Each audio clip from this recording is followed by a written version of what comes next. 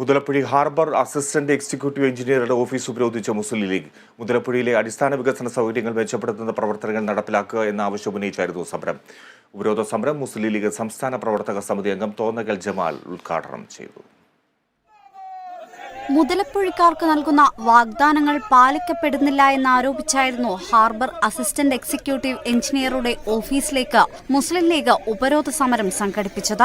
മുതലപ്പുഴയിൽ വിദഗ്ധ സംഘം നടത്തിയ പഠനത്തിന്റെ വിശദാംശങ്ങൾ മത്സ്യത്തൊഴിലാളികളുമായി ചർച്ച ചെയ്യുക, മുതലപ്പുഴയിലെ അടിസ്ഥാന വികസന സൗകര്യങ്ങൾ മെച്ചപ്പെടുത്തുന്ന പ്രവർത്തനങ്ങൾ വേഗത്തിലാക്കുക തുടങ്ങിയവയാണ് മുസ്ലിം ലീഗ് ഉന്നയിച്ച പ്രധാന ആവശ്യങ്ങൾ.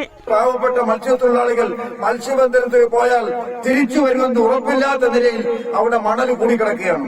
ട്രഡ്ജിംഗ് നടത്താമെന്ന വ്യവസ്ഥയിലാണ് അദാനിക്ക് ഈ വെഴിഞ്ഞാം പോർട്ടും ഇവിടെയെല്ലാം കൊടുത്തത്. അദാനി ഭീമനായി വളർന്നുകൊണ്ടേയിരിക്കുന്നു. ജനങ്ങൾ ഓരോ ദിവസവും പാലസ്തീനിലെ കുഞ്ഞുങ്ങൾ മരിച്ചു വീഴുന്ന പോലെ ഇവിടുത്തെ ജനങ്ങൾ മരിച്ചു വീഴുകയാണ്.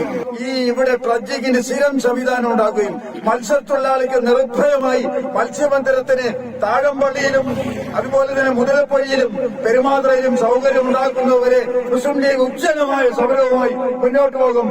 അഴിമുഖത്തെ രക്ഷാപ്രവർത്തനത്തിന് സ്ഥിരം സംവിധാനം ഒരുക്കുമെന്ന മന്ത്രിതല സമിതി മത്സ്യത്തൊഴിലാളികളുമായി ചർച്ച നടത്തി തീരുമാനിച്ചതാണ്.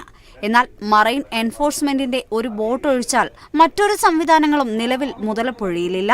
ഈ സാഹചര്യത്തിൽ കൂടുതൽ രക്ഷാപ്രവർത്തന ബോട്ടുകളുടെയും മുങ്ങൽ വിദഗ്ധരുടെയും സേവനം അഴിമുഖത്ത് 24 മണിക്കൂറും സജ്ജമാക്കുക, എത്രയും വേഗം പുലിമുട്ടിന്റെ പുനർനിർമ്മാണം ആരംഭിക്കുക, മൺസൂണിന് മുൻപ് നിർമ്മാണം പൂർത്തിയാക്കുക തുടങ്ങിയ ആവശ്യങ്ങളും സമരക്കാർ ഉന്നയിച്ചു. സമരത്തിൽ മുസ്ലിം ലീഗിന്റെയും പോഷക സംഘടനകളുടെയും സംസ്ഥാന ജില്ലാ മണ്ഡലങ്ങളിൽ നിന്നുള്ള നേതാക്കൾ പങ്കെടുത്തു. Kerala vision news, Thiruvananthapuram.